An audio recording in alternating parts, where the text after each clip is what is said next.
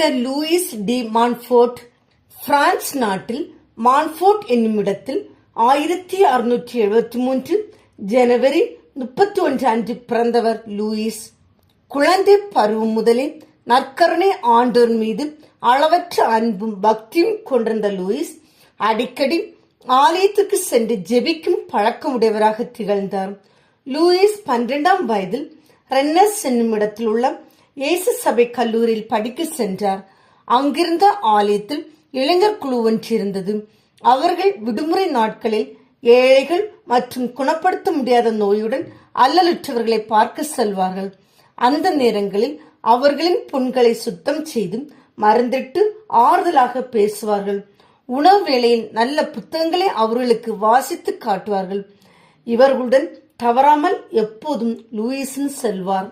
இறையியல் கற்பதற்காக 19ஆம் வயதில் பாரிஸ் நகருக்கு நடந்தே சென்றார். அவ்வாறு செல்லும் போது தன்னிடம் இருந்த பணத்தை வழியோரம் இருந்த ஏழைகளுக்கு பகிர்ந்தளித்தார். ஆடைகளையும் அவ்வாறே கொடுத்தார். படிப்பு முடித்த லூயிஸ் 27ஆம் வயதில் குருவாக திருநிலைப்படுத்தப்பட்டார். மருத்துவமனையில் உள்ளவர்களுக்கு அருள் பணி புரிந்தார். தமது அழைத்தலின் உண்மையான நோக்கத்தை 1705ஆம் ஆண்டு 32ஆம் வயதில் லூயிஸ் புரிந்து கொண்டார்.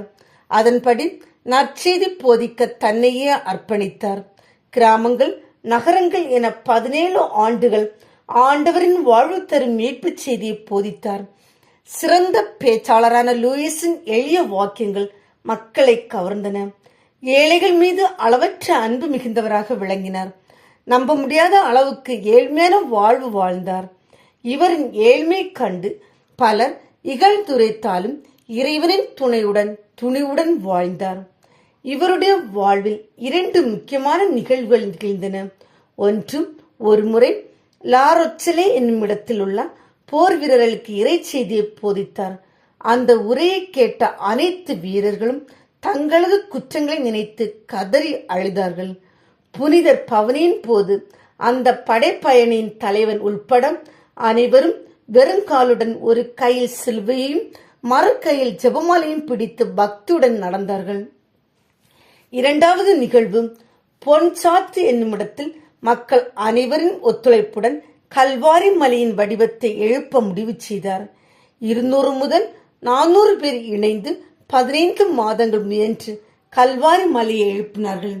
வேலை முடியும் நிலையில் இருந்த போது அதனை இடிக்க வேண்டும் என்று அரசர் கட்டளை பிறப்பித்தார்.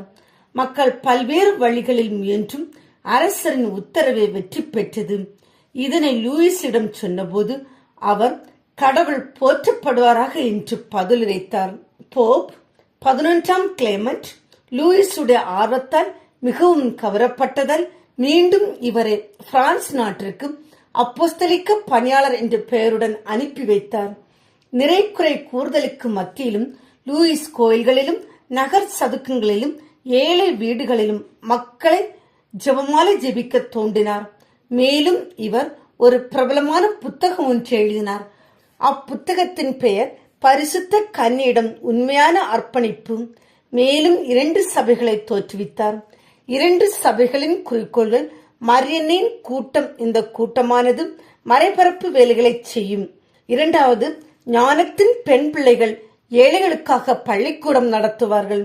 இன்று இந்த 2 சபையினரும் நம்மை ஊக்குவிக்கும் வகையில் தங்களுடைய இறை வார்த்தை பணியை செய்து வருகிறார்கள். அனைத்தையும் இறை திட்டமென ஏற்று பிறருக்காக வாழ்ந்து நற்செய்தி போதித்த லூயிஸ் ஏழை மக்கள் வாழ்வு பெறவும் நோயாளிகள் சுகம் பெறவும் தொடர்ந்து பணியாற்ற விரும்பினார். தான் இறப்பதற்கு முந்தைய ஆண்டில் அருள் சகோதரிகளுக்கு ஒரு சபையும் ஏற்படுத்தினார். இறைவனின் திட்டப்படி 1716 ஏப்ரல் 28 இறந்தார். திருத்தந்தை 13ஆம் சிங்கராயர் 1888 டிசம்பர் 31 லூயிஸை அருளாளர் நிலைக்கு உயர்த்தினார்.